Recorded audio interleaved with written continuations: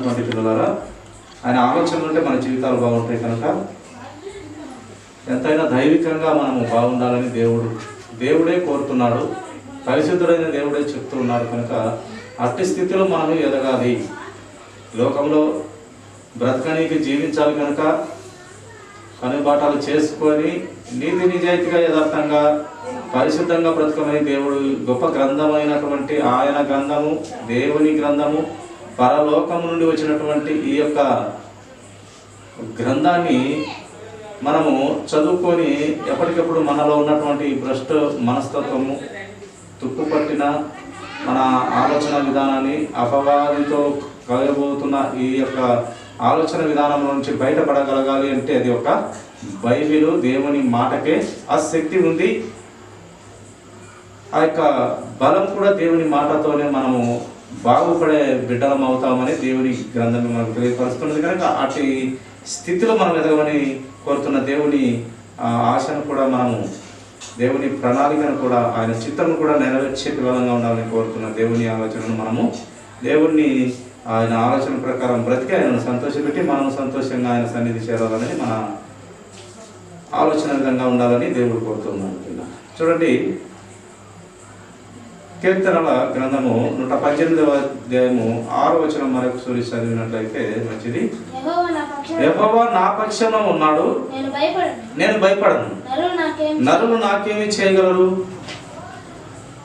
కనుక చూడండి, యెహోవా మన పక్షమున ఉంటే అనక, దేవుడు మన పక్షమున ఉంటే ఇంకెవరికి భయపడాల్సిన పని లేదు. నీ పక్షమున దేవుడు ఉండాలంటే నీవు, నీ మనసు, నీ ఆలోచన విధానం ఎలా ఉంటే దేవుడు నీ పక్షంలోకి వస్తాడు. నా పక్షంలోకి రావాలంటే దేవుడు, మన ఆలోచన విధానం ఎలా ఉండాలంటే దేవునికి దగ్గరగా, దేవుని ఆలోచనలతో మనము కూడా ఏకీభవిస్తూ ఆయన వాక్యాన్ని ప్రేమిస్తూ గౌరవిస్తూ ఉంటేనే దేవుడు చెప్పిన మాటను విన్న దాని ప్రకారం నడుచుకున్న వాని దగ్గరికి దేవుడు వస్తాడు, అనగా మన పక్షంకు వస్తాడు. ఎప్పుడైతే నీతి నిజాయితీగా యథార్థతగా ఒక మనిషి ఒక దేవుని భయం కలిగి, ఒక తిట్టుమాటలో కానివ్వండి, ఒక చూపులోనే కానివ్వండి, ఒక ప్రవర్తనలోనే కానివ్వండి, ఒక అహంకారంలో కానివ్వండి, ప్రతి విషయంలో అపవాది మనల్ని ఏలుకోవాలని వాడు మనకి లోకంలో ప్రతిదీ ఆశ చూపించి అపవాది విని పడేయాలని ఈ రంగుల లోకంలో ఏదో ఒకటి ద్వారా మనల్ని బానిసలు చేస్తాడు. ఎవరు? అపవాది. కానీ దేవుడు ఈ యొక్క రంగుల లోకమైతే ఒకానొక సమయము నాశనమైపోతుంది. కనుక ప్రియ దేవుని బిడ్డ, దేవుని ఆలోచనలో ఉన్న నా పిల్లలారా, దైవికంగా మీరు దైవ ఆలోచనలో బ్రతకండి. నరుని ఆలోచన ఎప్పటికీ చెడ్డది, వాని బాల్యం నుండే చెడ్డది. వాడు ఎంత నీతిగా బ్రతికినా కూడా మురికి గుడ్డలే. నేను దృష్టించి చూస్తే ఏ నరుడు నిలవడు, అనగా ఎవరము పవిత్రము కానేరము, ఆయన కరెక్ట్గా చూస్తే ఎవరు నిలవరు అని ఆయన చెప్తూ ఆయన వాక్యం మనకు తెలియపరుస్తూ ఉంటాడు. ఇలాగా మనము ఆయన భయము లేకుండా మనము బ్రతికినట్లయితే, ఆయన చిత్తములో లేకుండా మనము బ్రతికినట్లయితే దేవుడు మన మీద కోపించి ఆయన ఉగ్రతను పంపించే విధంగా దేవుడు ఉన్నాడు.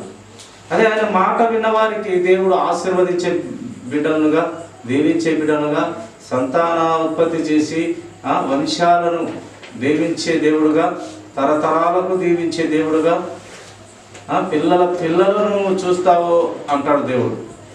ఆయనకు భయపడి లోబడి బ్రతికితే. కనుక ఇట్లా దేవుని అమూల్యమైనటువంటి విలువైన శక్తి కలిగిన మాటలు ఎన్నో వాగ్దానాలుగా ఒక మనిషికి ఇవ్వబడినాయి.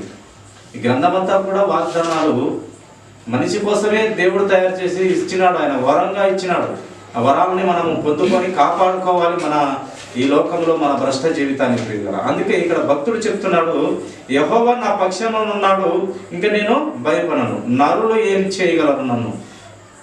ఆయన చిత్తంలో బ్రతికినట్లయితే ఆయన పిల్లలను కాపాడుకుంటాడు. ఆయన పిల్లలనే కాదు, ఆయన పిల్లలు కాని వారిని కూడా ఆయన కాపాడుకుంటూ వస్తాడు ప్రియులారా. చివరి ఊపిరి పోయేలోపు ఆయన చిత్తంలో లేని పిల్లలు కూడా చివరి ఊపిరి పోయే వరకు ఆయన అవకాశాలు ఇస్తూ, ఆయుస్సులు ఇస్తూ, అలాగే ఈ లోకంలో ప్రతి విధమైన ఆశీర్వాదం, ధనకం కానీ, అలాగే ఆస్తిపాస్తులు కానీ, ఏదైనా పిల్లలు కానీ ఏదైనా. ఇప్పుడు చూడండి, ప్రభువును నమ్మని పిల్లలకు పిల్లలు ఇవ్వకుండా ఉన్నాడా?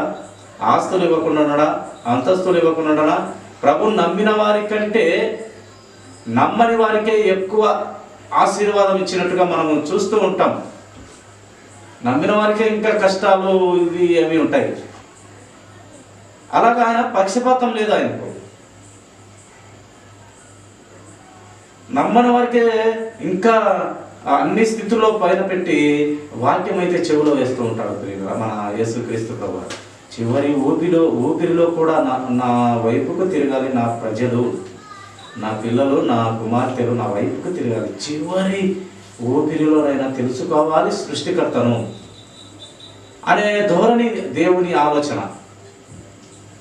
అందుకే ఆయన ఉద్దేశాలు, ఆయన కట్టడలు, విధులు, శాసనాలు మనిషికి ఎంత బాగుపడాలని ఆయన మాటలు ఉంటాయంటే, ఆయన వాక్కులు ఉంటాయంటే, ఆయన పలుకులు ఉంటాయంటే మనిషి మీద అంత ప్రేమ కలిగిన వాడు కనుక తన ముద్దు కుమారుని భూలోకంలోనికి చనిపోయేదానికి పంపించినాడు. లోకమును ఎంతో ప్రేమించిన దేవుడు మనిషి రూపంలో కూడా పుట్టి మనిషిని ప్రేమించి మాదిరికరమైన జీవితాన్ని పెట్టాలనుకున్నాడు.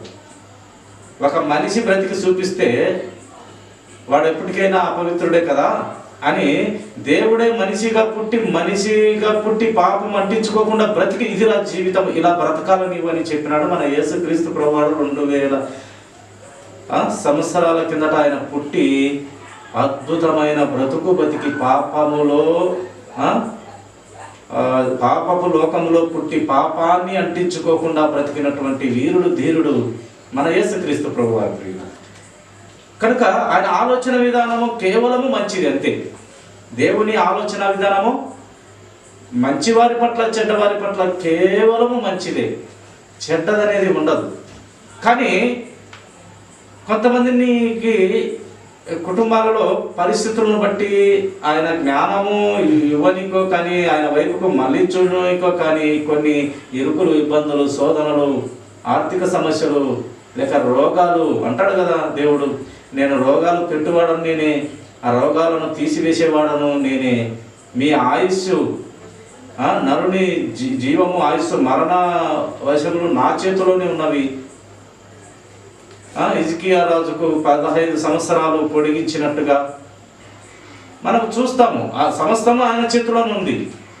ఎప్పుడైతే మనము కేవలము దేవునికి లోబడకుండా, ఎన్ని మాటలు గద్దించినా వినకుండా, లోబడకుండా, ఇంకా చివరి జీవితం కూడా అయిపోతూ ఉంది, ఇంకా లోబడకుండా అంటే అప్పుడు ఒక పరి బుద్ధి చెప్పనీకి నిన్ను మరణపు అంచుకు తీసుకుపోయి మళ్ళీ తోసేయడు.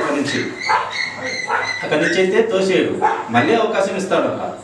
అలాంటివి అవకాశాలు చాలా ఇచ్చి ఇంకా వీని బ్రతుకు భవిష్యత్తు చూస్తామనుకుంటాడు ఇంకా దేవుడు. ఏంది ఇంత వీని భవిష్యత్తు అనేసి ఇంకా భవిష్యత్తు చూసి భవిష్యత్తులో కూడా ఈయన బ్రతుకు అలాగనే ఉంటే ఇంకా ఈయన మారడు, ఇంకా ఈయన మారదు అనుకున్నప్పుడు ఇంకా దేవుడు పిలుచుకుంటాడు అంతే. ఇంకా అది ప్రియుల. అందుకే దేవుడు ఎన్నిసార్లు గద్దించినా వినని వాడు హఠాత్తుగా మరణం అవుతాడంటే ఆయన పిలుచుకుంటాడు. ఇంకా వానికి ఇంకా గద్దింపులు పనికిరావు, ఇంకా న్యాయము, నీతి, యథార్థత, పవిత్రత ఇంకేది వానికి వానికి బుర్రలో పనిచేయదు. ఇంకా అంత భ్రష్ట మనసు అయిపోతుంది మానవుని జీవితం ప్రియుల. చూడండి, మరొక ఆలోచన మనము చూస్తాము. చూడండి, కింది మాట కూడా భక్తుడు చక్కని మాట వ్రాయించినాడు. 7వ వచనం చదవమ్మా.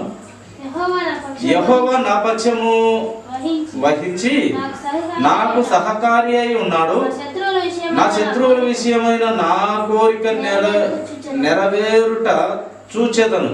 శత్రువుల పట్ల ఆయన కోరిక నెరవేర్చి శత్రువును పడదోసే దేవుడుగా నేను చూస్తాను అని భక్తుడు వాదిస్తూ వచ్చినాడు. అందుకే ఇశ్రాయేలును ఎంతో ప్రేమించిన దేవుడు వారు ఎన్ని పొరపాటు చేసినా, ఎంత చేసినా ఎంత బాధ పెట్టినా, బాధకు గురి చేసినా వారిని కాపాడుకుంటూ, ఎందుకంటే వాళ్ళు దేవుని కృపను పొందుకున్నవారు. ఎప్పటికైనా వినే నా బిడ్డలు, చివరి టైంలో కూడా, చివరి ఊపిరిలోనే నా మాట వినగలిగిన పిల్లలు ఎవరైనా ఉన్నారంటే ఇశ్రాయేలీలే అని నమ్మిన దేవుడైనా. అందుకు ఎంతగా బహుగా ఆయన ప్రేమించి కాపాడుకుంటూ, శత్రువులను కూడా వీళ్ళకి అప్పచెప్పుతూ, ఆ యొక్క కనాను దేశం వీరికి అప్పచెప్తూ, ఎంతోమంది పెరిజీలు చాలా మంది వారిని సంతతి వారిని నిర్మూలం చేసి వీరికి రాజ్యాలు అప్పచెప్తూ వచ్చినాడు దేవుడు. చాలా జ్ఞాపకం. కనుక ప్రియ సహోదరి సహోదరుడా, నేను అందరము కూడా ఆయన మన శత్రువు అనగా సాతానే. శత్రువును నిర్మూలన చేస్తాడంటే వానిలో సాతాను ఆలోచనలు ఎక్కువగా ఉంటాయి. నీవు దేవునికి దగ్గరగా ఉంటావు. నీ శత్రువు ఎవడంటే ఆ సాతాను. కనుక ఈ సాతానును, వారి జీవితాలను లేక వారి దేశాలను ఆయన ఇష్టపడిన ప్రజల వైపుకు వారి దేశాలను కూడా అప్పచెప్తుంటాడు. శత్రువులను వారికి అప్పచెప్తూ వస్తూ ఉంటాడు మన యేసుక్రీస్తు ప్రభువారు.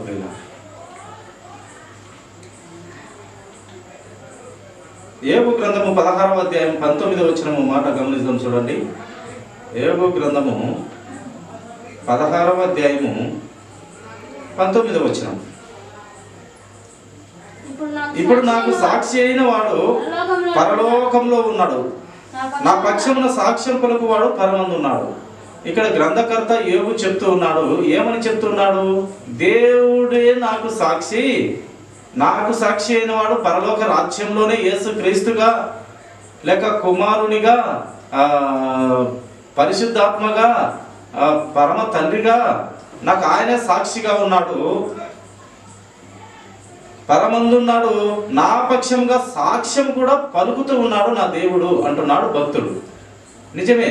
యోబు గ్రంథము మొదటి అధ్యాయం చూడమా, మొదటి వచ్చిన ఒక మాట చూడు. ఆయన చెప్తాడు, దేవుడే చెప్తాడు సాక్ష్యము. ఊజు దేశమునందు యోబు అను ఒక మనుషుడుండెను, అతడు యథార్థవంతుడును న్యాయవంతుడునై దేవుని యందు భయభక్తులు కలిగి చెడుతనమునంట, ఈ చెడ్డ ఆలోచనలనంట ఆయన విసర్జించినవాడంట, వదులుకున్నవాడు. ఈ చెడ్డ పాప లోకాన్ని విసర్జించుకున్నవాడు. చెడ్డ ఆలోచన ఎప్పుడు వచ్చినా ఆయన దాన్ని తరిమి వేసేస్తాడంట, మైండ్లోనే పెట్టుకోడు.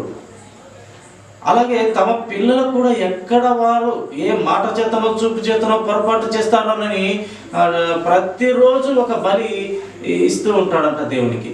అయ్యా వీరిని క్షమించు, తప్పు చేసిండ్రేమో, మాటతో కానీ చూపుతో కానీ నడతతో కానీ ఏమైనా చేసినారని ప్రతిరోజు పిల్లల కోసం కూడా ఒక బలి, సమాధాన బలి ఇస్తూ ఆ పిల్లల విషయంలో ప్రతిరోజు ఒక గొర్రెను అట దేవుడు ఇచ్చేవాడు, దేవునికి యోబు ఇచ్చేవాడు. అలా భయభక్తులు కలిగినటువంటి యోబు ప్రియుల చూడండి, అతనికి 7 కుమారులను 3 కుమార్తెలను కలిగిరి. అతనికి 7,000 గొర్రెలు, 3,000 ఒంటెలను, 500 జతల ఎడ్లను, 500 ఆడుగెడులను కలిగి బహుమంది పనివారు అతనికి ఆస్తిగా ఉండెను. కనుక తూర్పు దిక్కు జనులందరిలో ఇతడే గొప్పవాడుగా ఉన్నాడు. ఇంత ఉంటే ఒకే పని వీళ్ళందరినీ తీసేసినాడు దేవుడు పరీక్షగా. ఎంతమంది పిల్లలు వచ్చేసి 7 మంది మగవారు, 3 ఆడవారు, 7,000 గొర్రెలు, 3,000 ఒంటెలను, 500 జతల ఎడ్లను, 500 జతల ఆడుగాడులను కలిగి బహుమంది పనివారును అతనికి ఆస్తిగా ఉండెను.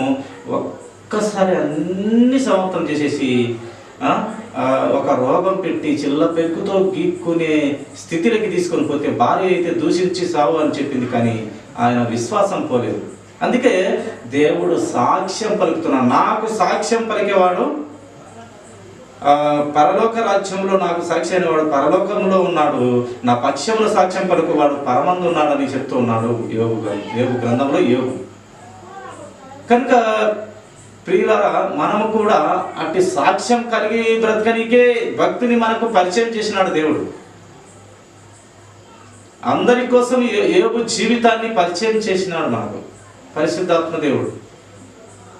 ఆయన ఒక్కడే ఇలా కాదు, ఇంకా అనేకులు నాకు ఇలాంటి భక్తులు కావాలి, ఇలాంటి పూర్ణ మనస్కులు కావాలి నాకు అంటాడు దేవుడు. ఇలా చూడండి, కీర్తనల గ్రంథం 35వ అధ్యాయము 2వ వచనం ఒక మాట చదవమ్మా. కీర్తనల గ్రంథము 35వ అధ్యాయము 2వ వచనం. కేడమును డాలును పట్టుకొని నా సహాయమునకై లేచి నిలువుము. ఆయన మన పక్షమున ఉంటే కనుక మనల్ని ఎవరు ఏం చేయలేరు. చూడండి, అలాగే 23వ వచనం అదే అధ్యాయంలో చూడు.